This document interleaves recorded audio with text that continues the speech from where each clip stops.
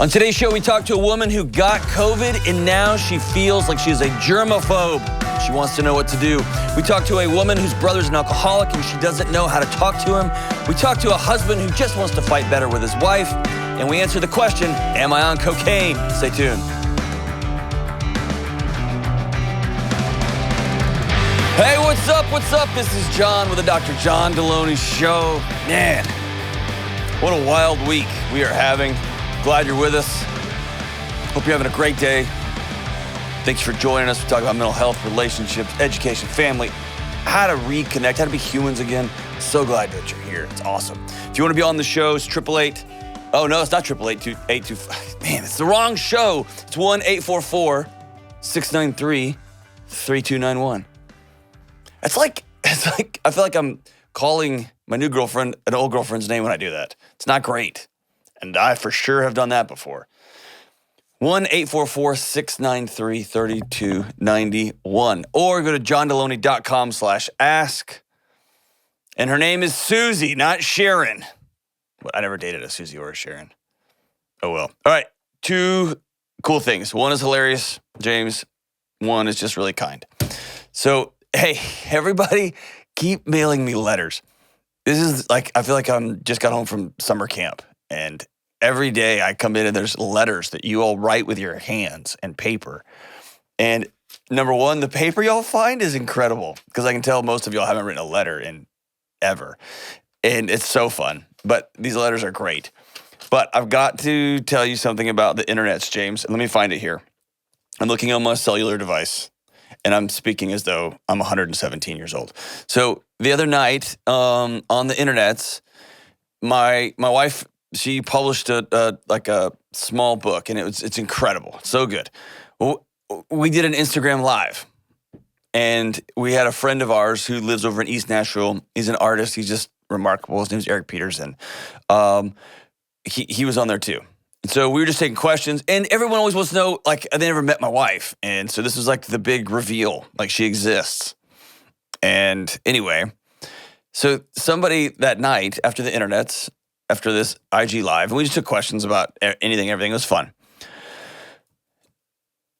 And it's a little bit like Ghostbusters because me and my wife don't cross the streams. Like, she doesn't listen to the show. That sounded like a peeing reference. It is not. But she doesn't watch the show. She just does her own thing, and I do my own thing. And I'm in the cold tub in the morning, and she's under the covers writing. And so we're just very different people. But then somebody writes in from the internets, and this is phenomenal. Here's what they write.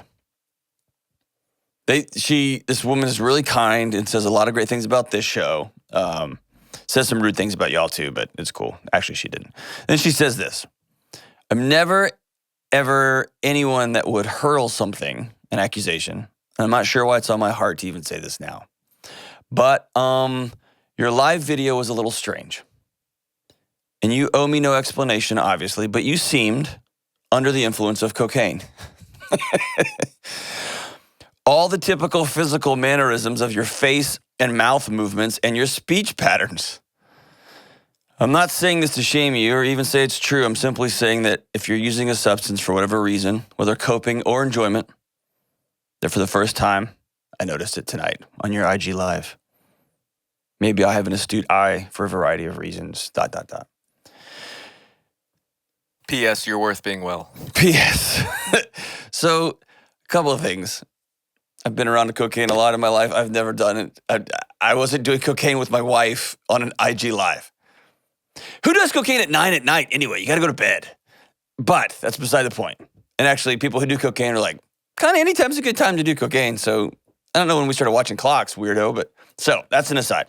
So for this sweet person who saw it and thought, oh no, I wasn't doing cocaine. But I showed my wife this to show her that people on the internet just have their thoughts and feelings about you. And she read this and goes, finally, somebody understands what I have to live with every day. And that made me sad. And then she's like, I'm going to show all my friends this. And then she has. And they're all like, yeah, we can see that your life is pretty awful. So two things. One, I kind of want to do cocaine now just to see what would actually happen if this is my life.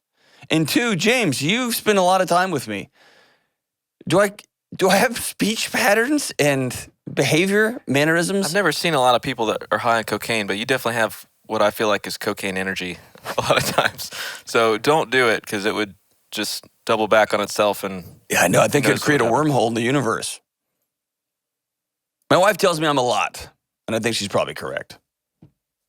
I think you should be thankful. A lot of people would kill for the energy that you have. So. A lot of people do illegal drugs to get like this, to get this BODY. So, how do you like that, America? This comes naturally. If you think I'm on cocaine, I'm not. I'm kind of a downer, I think. Anyway.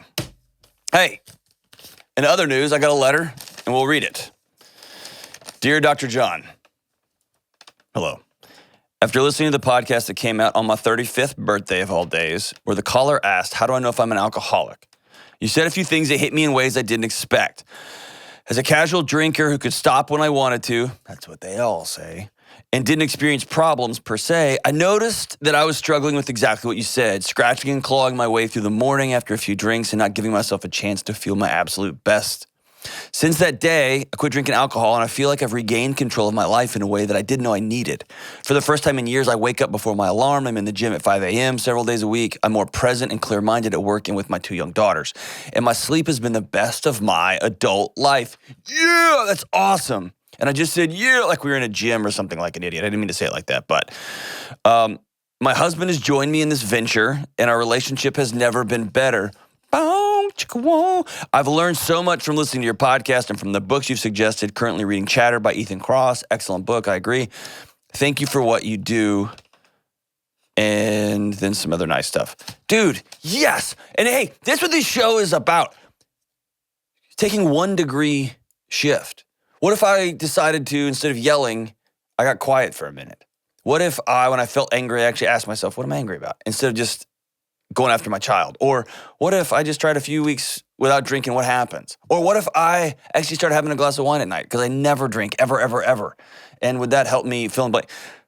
Yes, yes, yes. So good for you. I'm not going to say your name because you didn't tell me I could, but AR, thank you so much for your letter. All right, let's get to the calls. Let's go to Caitlin in West Palm Beach, Florida. What's up, Caitlin? Hi, Dr. D. How are you? I just want to say I'm really excited. I'm To excited. be talking to you, a little nervous. I've followed you from the very beginning. Super honored that you would even take my call. Well, I'm grateful for you. That's it's really kind that you even reached out. And lucky for you, you may get some cocaine energy, even though I'm not doing drugs. Listen, like James said, I'm super jealous because You have to buy your drugs? Ha ha. yeah, I mean, coffee, Starbucks is like the equivalent of street prices anyway. Exactly. And the lines are longer. Hey, so what's up, Caitlin? Okay, so I had COVID about a month ago. How are you? Then, How are you? I'm much better now. Good. Was it pretty rough? It was very rough mentally, more so than physically. I assume because I had the vaccine. Yep. I was like a breakthrough. Yep. But mentally, I already struggle with anxiety. I already struggle with PTSD. And this whole experience was just, when people ask me about it, I just say it was really traumatic. Yeah. It was traumatic for me. Yeah. Since then, I have developed OCD, is what I've been told. Specifically contamination OCD. Oh man, are you germaphobing out like crazy? I am. Full on. Like doorknobs freak me out. Yep. And buttons and, it's all about either germs or getting sick again or getting someone I love sick or other people sick. Yes. I've never dealt with this problem before. I've never had these feelings or thoughts or worries in this way before. Mm-hmm. I do have to say that it has eased up a little bit since like the initial, coming out of COVID, but I just can't shake the in the back of my mind, I'm always thinking. I'm always thinking about the buttons. I'm always thinking about the doorknobs. I'm always thinking, And, absolutely, yeah. Of course, the doctors wanted to throw medicine at me, but I just kind of feel like I would rather I feel like I have the mindset and the willpower to work through this. You know, I've sought therapy. I've been told to try exposure therapy with no, real explanation of how to do that. And so, yeah, I'm just hoping. I got you. Where there's a will, there's a way, right? I got you. Sort of. Okay. But it's going to work exactly opposite of how you think it is. So let me ask you 2 questions real quick to help me frame this. Anxiety, what is that trying to tell you? Do you have childhood trauma? What's the PTSD from? I have childhood trauma, Okay. and then I have a significant other. We're not married, but, we have a kid and all that, who has a substance abuse problem. I've seen a lot of stuff with him. Okay. All right. So so the way I frame anxiety, and I'm going to reverse engineer where we are, okay? The way, the best I can tell biochemically and both biochemically and relationally, anxiety is just an alarm. You may have heard me say this 1,000 times, that tells your body you are either out of connection with the relationships. So it's an ancient alarm system letting you know you just woke up on the plains and you are all by yourself and you are probably going to die. So it wants you to reconnect. The second one is the alarm that is letting you know you are not in control of your situation. You are out of control. Somebody else has autonomy over you. And then the third one is just a generalized alarm that says you're not safe right now. And I just want to tell you really quickly is that the anxiety that I feel now, it's almost as if, when I had the COVID, I was so hypersensitive of what am I feeling? What are my symptoms? What's going to happen? What's not happening? Right. I was on this like high alert, and it's almost like I can't turn it off now. Yes. Okay. So here's the beautiful thing about the system, and it's devastating at the same time. It's like watching an explosion. It's so beautiful, and it just is so destructive. When you, and it could be 100 things from your childhood. I'm going to pick one randomly and just go from there, okay? But this runs deeper than what I'm about to say. So you're in relationship with an addict, and you're trying to make it work. And sometimes you participate and sometimes you don't. So you get shame and guilt too. And then you have a kid, and then you have this picture of what my life was going to look like with a kid. And it is anchored to an addict. And so the boat you are on is rocking always. It's never stable. And underneath all of that, you have lost control. And your brain begins to tell you every day, we got to get control back, we got to get control back, we got to get control back. And then you've got some patterns that you learned as a child, which is to either hide or to overcorrect. And when I just said overcorrect, think of a steering wheel. Your hands some people, when they hit, they're about to have a wreck, they literally let go of the wheel. The car is in control, and others clamp down on it. My guess is you're a clamper. Am I onto it? Yes. Okay. Yes. You hit it, yeah. Here's the beautiful thing. Our bodies get addicted to that clamp. It surges with all sorts of stress hormones, and it gets addicted to it. And the sucky thing about anxiety is when those alarms start, they start looking for everywhere we don't have control, we're not safe. Yes. And then I called it the great transference. When I had it super bad, it would just move from thing to thing to thing. And I would eventually solve for that thing, and then it would just move to something else. It would go from the stock market's collapse, and we're going to have to eat our pets, to then it would move over to climate stuff, and then it would move over to this. And it kept moving on me. It would never stop. And then a real thing would happen. And then finally my body would go, oh, we know this script. So am I reading it? Am I walking down the line? So it goes from trauma, real trauma, relational trauma, and you are out of control, and your body sounds the anxiety alarms, and then it picks up in all kinds of PTSD. It just experiences your past trauma in the present all day, every day. You're having all these thoughts over and over, and you're replaying everything and trying to gain control over something that happened a long time ago. And then you get COVID, and you did everything right. You tried to control it. You got the vaccine. You've been taking care of everything. You're being safe, and you got it anyway. And now what happened is your body realizes one damning thing. You're in control of basically nothing. Nothing, yeah. And it either you let go of that steering wheel or you uber clamped on it, and now you don't want to touch a doorknob, a button. And there's a lot of semantics in the OCD world about, is it an anxiety disorder, a different part of your brain? I don't care about any of that crap.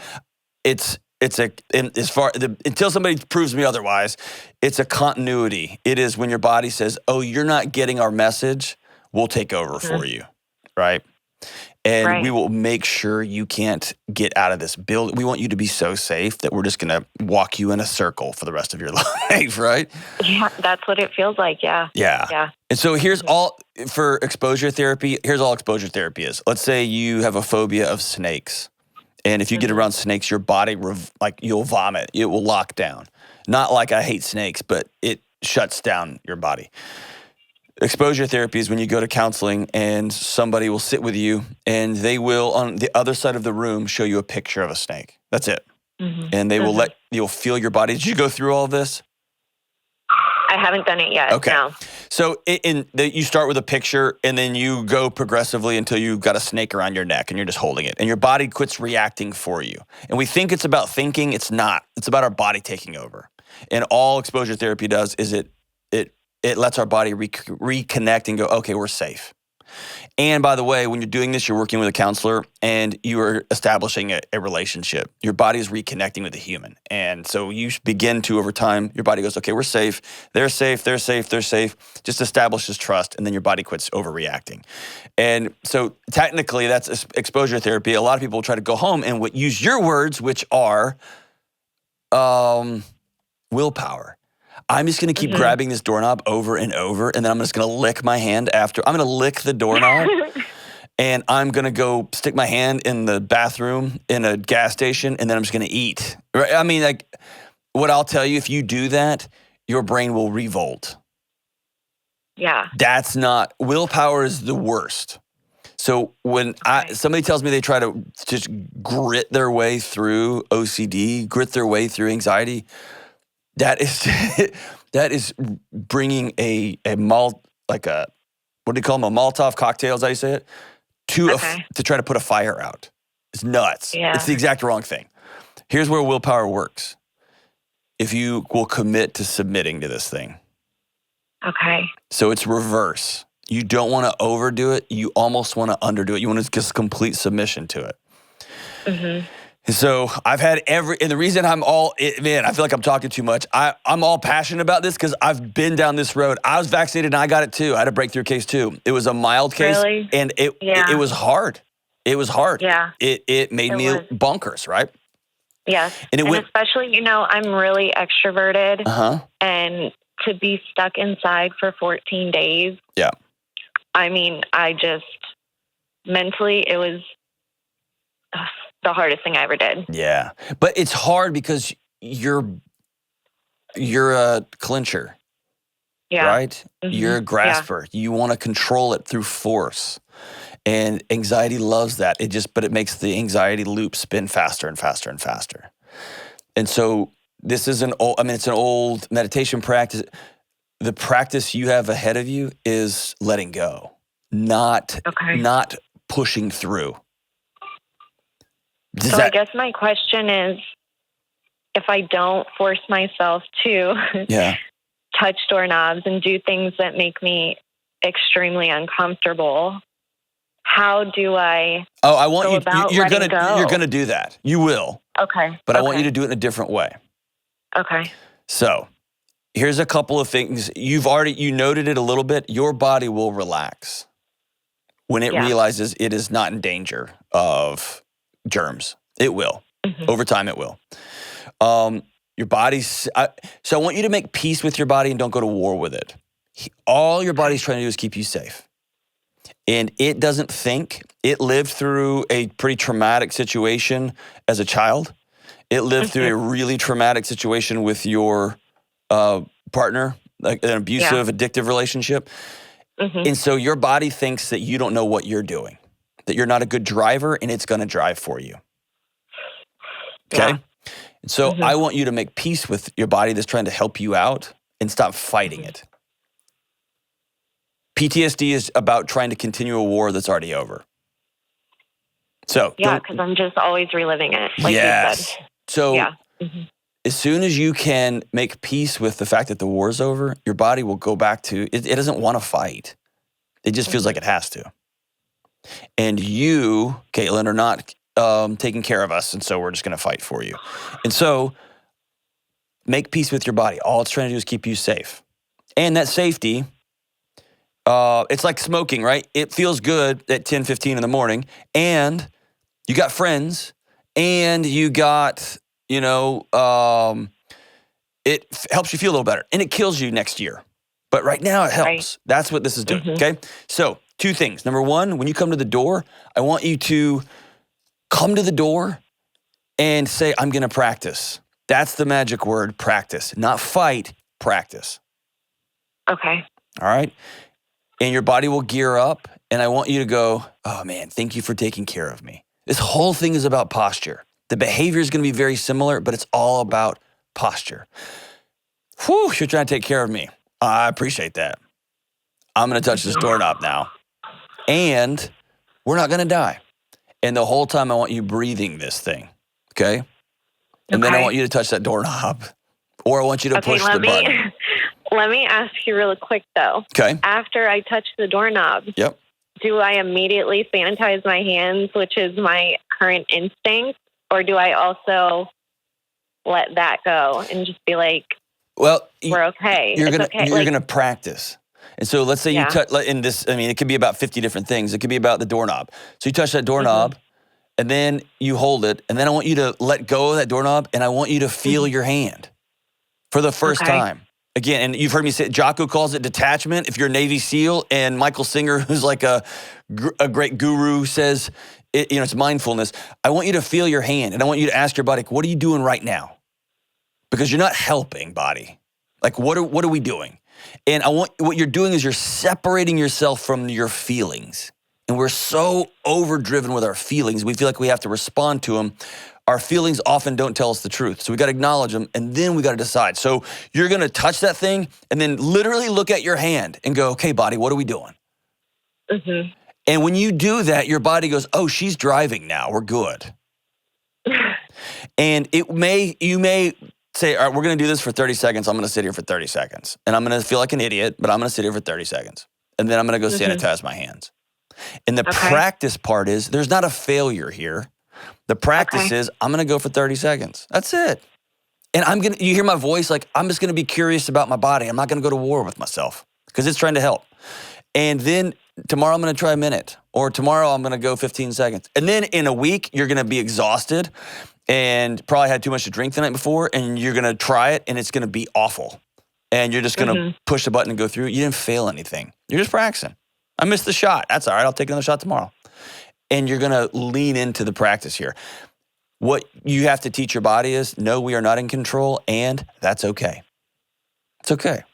We're doing the best we can with the information we got. I got vaccinated. I thought that was the right thing to do. I did it, and I still got sick. I got less sick, maybe, but I got sick, and I'm going to go on to the next thing. And your body will learn with you. So this is going to sound bonkers. You're going to take control by letting control go. Okay. Okay? Yeah. You are going to teach your body, yes, we are not in control, and yes, that's okay. There is 5 or 6 things that we can control, and I'm going to triple down on those. I will not hang out with addicts. I will make sure I'm eating right and taking care of my body and exercising and those things that help with anxiety way upstream. I am going to be disciplined. I am going to read. And when crap happens, I'm going to smile about it and then get on to the next thing. That's what we're working towards. Okay. Okay. Yeah, because those are all the things that I know. have not done. So we're going to go all the way upstream, create a world where anxiety can't exist, because your body will know, oh no, she's driving and she's a good driver. She's a great driver. And we're going to create a world that when it hits, and I hope you never get rid of anxiety. It's good for you. It lets you know you're not okay. Or it signals to you, you need to take a break, or you got to be around people, or you got to get back in the gym, or don't eat a box of Twinkies anymore because it doesn't feel good. It's a good signal for you, but it will begin to ring when it's appropriate, not just all of the freaking time. You are right in the right path. So practice, be curious, and the goal here is really begin to refine what you can control and what you can't. And I'm telling you, I've lived it. Anxiety will dissipate. It will show back up when it needs to, but it will dissipate. I think you can get here without medicine. I really do. I really, really do. If you can't, go see your doctor. It's all right. Again, we're practicing. We're leaning into it, and it's going to be all good. Dude, you're a rock star, Caitlin. I'm glad you're feeling better. Lean into it, man. And your willingness to ask to be brave here is going to help a bunch of people. I'm grateful for you. We'll be right back on the Dr. John Delony Show. Studies show that a lot of us dread going to sleep at night. Maybe it's because we're stressed because we didn't finish everything during the day, or because our thoughts just won't stop spinning, or maybe our spouse snores so loud, or maybe our bed's 100 years old and it's just not comfortable. Whatever it is, anticipating a bad night of sleep sets us up to be miserable. We get better, deeper rest when we look forward to sleep. And that's why it's so important to create a sleep environment you love jumping into. For me, the mattress is critical, but also pillows are key. I hate bad pillows, but I got my Dream Cloud mattress and they sent me these Dream Cloud pillows, and dude, they are incredible. I can't wait to go to sleep. And you know what? That helps me sleep better. Now, pillows aren't the only accessory Dream Cloud makes to optimize sleep. They have luxury sheets, they got mattress protectors, you name it. And today, when you order a Dream Cloud mattress, you get $399 of these incredible sleep accessories. And on top of that, Dr. John Delony Show listeners get an additional $250 off. That's $649 in savings, not to mention some really good sleep.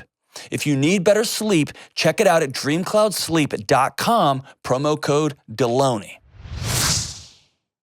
All right, we are back. Let's go out to Philadelphia, where I was born and raised, on the playgrounds where I spent most of my days, and talk to Lynn. What's up, Lynn? Hello, Dr. John. How are you? Thank you for taking my call. I'm hanging in there. Awesome. Hey, you haven't let go yet, so that's fantastic. What's up? True. How can I help? That's true. So, my brother. Hey, hold on. Yeah. I'm trying to get better on this show about what's coming. And your sigh tells me, I'm just guessing, stone guessing here, that you know what I'm going to answer whenever you ask whatever it is you're going to ask. No?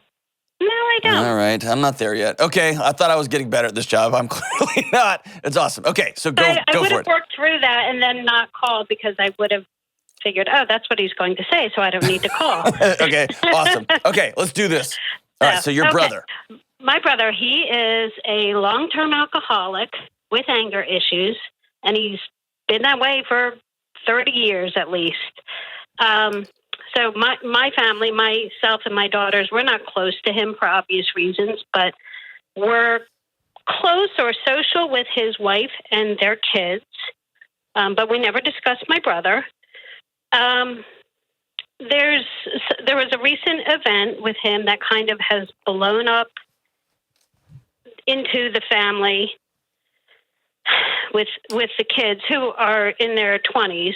Okay. Yeah. How old is this guy? 61. Okay. All right.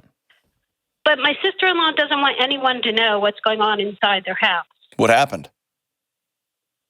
Well, again, years of just emotional abuse. He was something drunk. Happened. He fell. Something happened. Yeah. And So set what it off. happened? He was drunk. He fell, injured himself, was hospitalized. My niece was They were trying to use this as an opportunity to not have him come home, but go into rehab or go to the VA. One of my other sisters, he was reaching out to her, not giving her the full story, and dragged her into it. And she ended up somehow enabling him to go back into the home. So now my nieces and nephews are furious at my sister because it kind of screwed up their plans. So everyone's like, it's all awkward. But again, with my sister-in-law not wanting anyone to know, pretending nothing's going on. With the holidays coming up, I'm not sure, do we just all go back to pretending everything's fine? Meanwhile, I heard you describe it in a prior call, how the kids are living in this hurricane or tornado, and that's what I feel like for those kids. Yeah. Do they still live at home? Yeah, they're all in their young 20s, just in college or finishing up college. So they've lived this forever. Yes, exactly. And nobody's helping them. Nobody came to their rescue. Nobody rescued these kids. And I'm heartbroken for them. I am too. And I always knew he was not pleasant, but I figured it wasn't. I didn't know until now that it was as bad as. But you knew, it's been. Yeah. You knew. You knew, right? Yeah. And there's some guilt over. Should I have stepped in? Should I have said something and all that? I think it's important to own that guilt. Okay. Okay. And here's what your family system needs in a desperate way is for somebody to start telling the truth. Because your brother became a secret. He became a shameful shadow in your family system. And but how can we do that when his wife doesn't? It's your brother. Well, it's your brother. Frankly, I feel like writing him off. I'm on her. I'm more worried about her and the kids. And that's how we all kind of feel. Because as I'm learning more information from my niece and my kids talking, the things I experienced with him growing up is being repeated, I know. Okay. Here's what's happening. I don't say you should. The time for intervention was when these kids were 6. They're adults now. They're grown-ups. And they have to live in a world where I had a raging alcoholic as a dad, a mom who didn't protect us, a family system that didn't protect us, and now we're grown-ups. And now we're going to have to make grown-up choices. Mm-hmm. You've heard me talk about the bricks in the backpack thing. I was at an event a few weeks ago in Florida, and I've never been asked this question. A parent got up and said, your presentations, I love it. I'm thinking about all the bricks I got to deal with. But more importantly, I realized that I've put bricks in my kids' backpack. How do I help them get theirs out? And I've never been asked that question. And here's the hard answer. You can't. That's their journey now. Mm-hmm. And a parent's goal is to put as few bricks in their kid's backpack as humanly possible. Because the world will put plenty in them. They're kids and they'll make dumb decisions and they'll have their own to deal with. They'll be adults and they'll have moments where they don't make great choices or seasons where they make great choices. So they have to deal with their own. But once they're in there, that is their adventure to heal and get that out. A parent can't reach back in there. A parent can make it easier. They can say, I'm sorry. They can say, I screwed this up. They can help financially. But that's the kid's job. And these kids got it left. And so how old are you? 55. Yeah. You can't get in the middle of somebody else's family system. It's over. The ship sailed. Yeah. What you can do, and I think you feel real guilty and you see it and you're trying to recorrect it. And there's not with you, I'm not going to point this at you, I'm saying your family system has significant immaturity running through it. Y'all acting like kids. Hey, we can trick him into, or now we got an opportunity to, it's like y'all are building a fort out in the woods. And we got this stick and we found this board and this is somebody's life. You can't trick somebody into rehab. Mm-hmm. You've heard me say this, you got to go in there and flip all the lights on, turn the music on and say, this dance is over. And looking at sweet sister-in-law, I don't care. That's my brother, and I love him. And I'm going to look him in the eye and say, I love you enough to say, I'm scared. I don't want you to die. And if you want help, I'll walk with you. Mm-hmm. And that's it. And I know y'all don't want to blow up the holidays. The holidays are blown up. Well, yeah, and we've made our peace with that. Yeah, we're blaming it on COVID. No, it's not. It's not. Yeah. Here's you can only work forward. Right. What's happened has happened. I think it would be helpful for you to write yourself a letter and say the things to yourself. Here's what I should have done, and I didn't. Here's what I wish I had done, and I didn't. Here's how I experienced that guy when I was a kid, and I was scared of him. I still am scared of him. And I'm trying to help him peripherally, but he's just a nuclear reactor, and I'm scared of him. Mm-hmm. And here's what mom and dad contributed to that. And here's where we are now. Because everybody's trying to do everything at once, and it's just all weird and childish, and what about that? But somebody's got to be an adult. And you can't go fix his 20-year-old kids.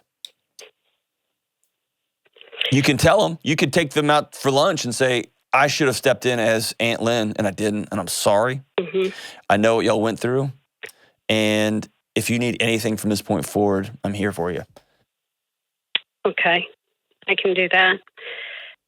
With my sister-in-law, I mean, I guess I'm worried then if bringing it out into the open, then she cuts off contact with me. She's a grown-up. Well, right. And here's the question you got to ask yourself. Am I going to be okay at his funeral in 18 months? Because he's on what I call a long-tail suicide. Yeah. He's checked absolutely. out. He's not pulling a trigger today, but he is doing the best he can to drown himself slowly. Mm-hmm. And it will escalate. He's 61, so that ball is going to start rolling downhill real fast. And he'll end up with some sort of heart disease or cancer or some sort of thing that pops up, or he'll slip and fall and break a hip. Whatever's happening, it's going to start happening with increasing speed. Yeah. And so I want you to imagine yourself at his funeral, standing next to your sister-in-law and going, good thing we didn't say anything. I feel good about that. Good call. And That's a good point. if that's the right choice for you, rock on to the break of dawn. I have made it my life's mission to have no unspoken conversations. And there are 4 or 5 throughout my life that I can't do over again, and it kills me. But my family will know. If I think they're going to kill themselves, they're going to know they're going to have to go through me first. They're going to at least have heard what I have to say about it. And they're going to know that I love them. And they're going to know that if they need something, I'll do the best I can to help. And then if he wants to keep on drinking and being angry and being full of rage and whatever, he can do that. He's a 61-year-old man. And if there's 20-year-old kids want to keep living in that toxic sewage, they're 20-year-old kids. They're in their young 20s. They can do what they want. If they're going to take his money for tuition and deal with the abuse and the beatings and watch their mother just get stepped on, that's their choice. They're adults. I think it's a terrible choice. I tell him to shove his money. I'm going to be on my own. I'm going to go get help. I'm going to live healthy. I'm going to stop this nonsense. But that's their choice. And I can't say that when I was in my 20s, I would have made a different choice. I'm just old man now. But you can't trip somebody and kind of nudge them into rehab. And you can't use this as an excuse to do a thing so you can do it. Somebody's got to quit being immature, say this is what this is going to be. And everybody, Lynn, you included, have to start living for today and tomorrow and not trying to, I don't, this is the past. And what are we going to do today? How are we going to solve this today? If it's my brother, I'll tell my sister-in-law I love you. I'm not content to sit on the sidelines when my brother dies and he drags his entire family down with him. I'm not. So I'm going to say what I'm going to say. I'm his sister and I get to do that. And then after that, then she gets to make her grown-up decision. If she wants to take her ball and go home, well, God bless her. Hope she doesn't. Hope she says, finally somebody reached out. It probably won't happen. Just picture yourself at his funeral. What are you going to say to wife then? How hard will that conversation be? Be right back on the Dr. John Delony Show. Y'all know there are lots of things that make me nuts, but one thing makes me more nuts than anything else. Buying a home. And my friends who refinance their homes, they tell me it makes them nuts too. I love living in a new home, but I gotta be honest, I'm no good at buying one. And that's why I'm so thankful for people like my friends at Churchill Mortgage. Churchill is a Ramsey trusted provider who we've been sending people to for over 20 years to help with home mortgages. Why? because they're committed to doing what's right for you. And that means walking you through paperwork that's way over your head. That means making sure you get the right mortgage that you can pay off as soon as possible, and they don't try to upsell you a bunch of nonsense that's going to hurt you down the road. And most importantly, when you're making this big life change, you can actually breathe because you got an expert and a team who have your back. Listen, if you're about to buy a home and make a big change, save yourself the headache and call Churchill Mortgage today at 888-LOAN-200. Trust me, that's 888-LOAN-200. This is a paid advertisement. NMLS ID 1591. NMLSConsumerAccess.org. Equal Housing Lender. 1749 Mallory Lane, Suite 100. Brentwood, Tennessee 37027. Programs are for select loan types only and are not available in all states or locations. Hola, we got uno más. Let's go to Will in KC. What's up, Will? How we doing, man? I'm good. How are you doing? Awesome. I was going to say awesome Good. possum, but that just feels weird. I don't want to rhyme. It's too early in the Not where I'm morning from. to be a rhyme. You got possums everywhere? Yeah, we got a lot of possum. They are not awesome. No, they're not. They're pretty gross. They're disgusting. Yeah, they're like gigantic rats that their Yeah. faces they just look angry all the time. Anyway, Yeah. I don't want to get a mean letter from the possum lobby, so let's go. We can move on. What's up, dude? I Hey, think so my possums are question- beautiful. I love possums. I've known a few people like that, and I don't understand. But They're everywhere, Will. Possum people are everywhere. they interrupt you while you're deer hunting. It's always. I know. And then you have that weird choice. You're like, I don't blow the whole thing anyway. Yes. Anyway. Gotcha. All right. So what's up? Hey, armadillos, an abomination. They're evil. They're the yeah. worst. Yes. They're like the evil child offspring of a pig. They're the worst. I agree. It's like if a pig and a rhinoceros had a child, and then it just, Honey, I Shrunk the Kids 4, and it just got small, and then it just destroys it. Oh, they're the worst. Okay, what's up? Sorry. It's all good. I agree. So my question is how do I fight better with my wife? I'm looking for all of the, punches and pulls and how to win. No, I'm just kidding. But really, my wife and I went to a marriage conference with Dr. Les and Leslie Parrott. And, the thing that I took away from that was that my wife and I are different fighting styles. So if that makes sense, fighting types. So my wife is high expressive and low flexible. And I'm the opposite. I am high flexible and I am low expressive. Oh, sweet. So when you get in a fight and she flips the lights on and is hollering and screaming and you shut down, she views your shutdown as you don't love me, you don't love what we're talking about. And when she sets off, you feel like, whoa. Yeah. Yeah, pretty close to that. That sounds great. Awesome. So Yeah. why do y'all... Les is a good friend of mine. I love Les and Leslie. They're awesome. Yeah. Why do you fight? You want like examples of fights, or do you Yeah, want like what's your last fight? What was it about? Last fight was on communication. That seems like a great thing to fight over. Yeah, exactly. That, and then my family was another fight we had. So what's a fight look like? So typically it's I'll throw her under the bus. She usually is the one that starts them because she's a flip on the lights, or she's offended by something, and she's ready to go. She's ready to brawl. And so like when she says she's ready to brawl, does she hit you? Does she No, I'm Does sorry. she I yell? should have made that more clear. No, she doesn't hit me. No. Does she get loud? What is that? What do you mean? Like, what is a fight? So when we get into a fight, she gets, she's high expressive, so she gets very emotional. She does yell sometimes. She's gotten better. It kind of comes and goes in waves. Sometimes she does pretty good. Sometimes, she gets mad and upset, and so she'll yell. I want to back out real quick. When you get in a fight, you get emotional too. Yeah. And we often blame women for being over emotional because they get loud or they may wave their arms or whatever. The men I know Yeah. get hyper emotional too. They just turn it into a nuclear reactor. Yeah. They internalize it, and then they weaponize silence, and they weaponize or they get rage, that trapped Yeah. anger, right? And so I think everybody in a fight gets emotional. One just may look different. And then I know other idiotic men who get over emotional and they screaming and yelling and acting like they're 4-year-old morons. So Yeah. like just to kind of get to the heart of it. Yes. Fighting's about ego.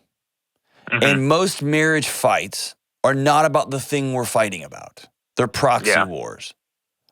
And my experience with people who are, what did you call them? High expressive? Yeah. Is they are trying to drag feelings out of their partner.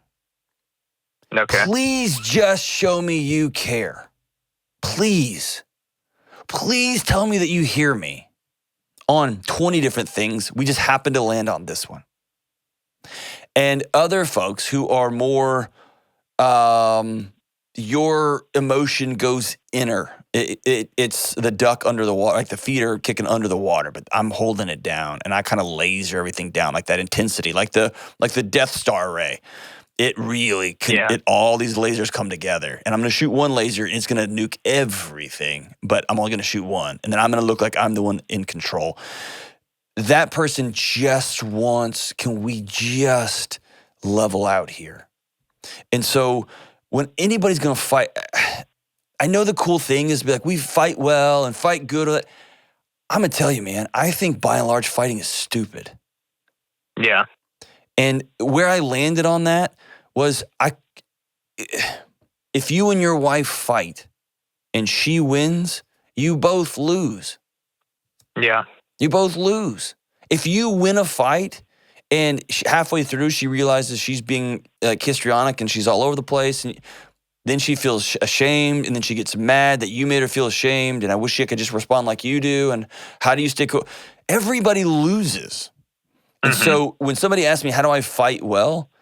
My first answer is don't fight. Don't fight. The second thing is, and I know you're like, all right, dude, you don't know my wife. Like, you don't know what I'm dealing with. Real cool, man. No, So yeah. I mean, here's the big takeaway. okay. Fight the problem, not each other. Yeah. And so if you can... So here's a fun way to do it. So one of the things, like I'm a huge obsessive fight fan. Like that's my soap opera drama. Who's fighting who? Who's the rumors about fights? Who's their new coaches? Their workout programs? It's embarrassing. Okay. Yeah. I'm like a child in baseball cards when it comes to fighting. I don't ever watch the news.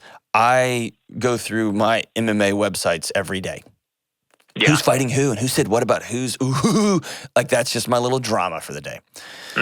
And one of the things I love about fighting is in a bar, somebody bumps you, you get mad at them, and y'all just like a fight happens right there.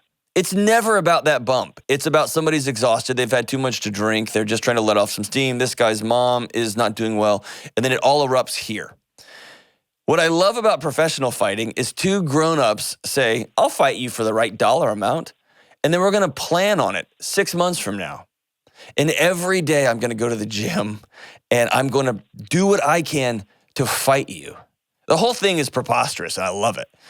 And then we work really hard, and we train, and we watch film, and we plan. But if you notice in a bar fight, one guy goes to jail, one guy's like, oh yeah, and then they look each other up on social media and they continue to talk crap, and then their girlfriends get in a fight, whatever. Yeah. At the end of a UFC fight, they hug. Yeah. Because it was never about that guy. It was always about the fight was the issue. Yeah. Okay? And so what I would love to see in your home when your family's coming over and you forgot to tell your wife they're going to come at 2 instead of 5. Yeah. And she's like, you always, and it just sets off. Yep. I would love it to go, okay, let's let the issue be the war here, not me. Can we prepare for something I say? Can we prepare for this fight? You can't do it in a fight. And that's where most people fail. It's where less is awesome. Most people wait till the fight to try to set up the rules for the fight. Once a fight's set off in a bar, dude, there is no rules. I'm throwing chairs. We're hitting each other with bottles. Like, the fight is set off. Yeah. The UFC's cool because everybody knows the rules, Gotcha. right? You can't kick somebody in the face when they're laying on the ground. Like, there's all the rules. So, Yeah. but you set those up way ahead of time because you put 2 trained fighters in a ring and they're gonna go for it. So they have to practice upstream. Okay. Okay. So I want you and your wife to set our new family ground rules for fighting. Okay. Anybody can tap out and say, we're going to do this later. Anybody, and I'm kind of making this up on the fly here. It's kind of fun for me. Anybody can tap out. Here's the rules for the fight. If somebody groin shot, then I get 5 minutes of a break because that's a real thing in the UFC. If you kick somebody in the wedding tackle, they get 5 minutes. Take a break, right? So if somebody screams too loud, or you say you're getting emotional, dude, that just sets it off. Yeah. Then everybody gets 5 minutes, okay? But it's getting out and setting up the rules to the fight before you get in there. And then really, dude, I know all of I'm this kind of fighter, I'm that kind of fighter. Mm-hmm. I get that as a context. Yeah. I don't buy that as a way of life. Yeah. I get that as recognizing my default setting. This is where I need to start from. It's not an excuse to have silent rage. It is not an excuse to throw bottles and vases in my house. So as somebody who's married to somebody who's an expressive fighter, who is passionate about your relationship, what I'm saying, does it sound bonkers, or is your eyes just rolling in the back of your head like, oh, this dude doesn't know, what an idiot?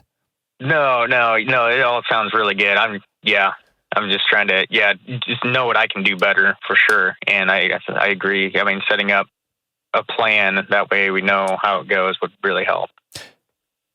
I do think there's moments for intense passion. I love it. Mm-hmm. But I always want it to be about the thing we're trying to solve, not about winning over each other. Yeah. Everybody listening to this, a won or a loss in a marriage relationship, everybody loses. And it's whether, like, we always eat at your restaurant. I'm going to my restaurant and I'm getting my burger and fry. Everybody loses. Yeah. Everybody loses. Why? Over a burger? Seriously, have enchiladas, dude. Chill out. Just stay at home and have a protein shake. I don't care. Everybody loses. Or something big like, I want that house. Well, I want that house. And then we're going to go to war. And then somebody gets their house. Everybody loses. And so I want the ground rules set up. And then I want it to be like, why am I so passionate about this? Why am I so passionate about that? Can we find a place where we come together in the middle here? And can we find that you and I will not fight with each other? We will get really hyper and passionate about the issue, and we're going to sit on the same side of the table when we fight. And we're going to put the issue on a note card in the middle of the table, and we've already talked about the rules, so this is the fight. And I'm going to tell you, you do this much prep, fighting goes away. It's just trivial. It's dumb.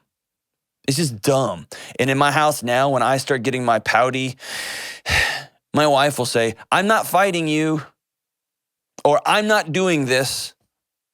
It's like, oh, well, that's kind of dumb then. I guess I'll just start talking.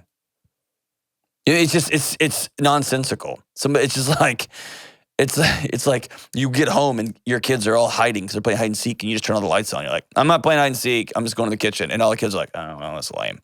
It's like that. I just don't think everybody's got to fight. I think fighting should be reserved for really important, quiet moments. She comes home and she says, I've cheated on you. You sit down and say, hey, I've got $80,000 in credit card debt that I didn't tell you about. She says, hey, I just quit my job. I mean, there are moments for fights. They're important. That's why the ground rules set up way in advance are so important. That's why a commitment to let's make the issue, not me defeating you. Great call, Will. I'm grateful for you, brother. All right, let's wrap up today's show. During the break, James brought in the song of the day, so I'm flipping it over here.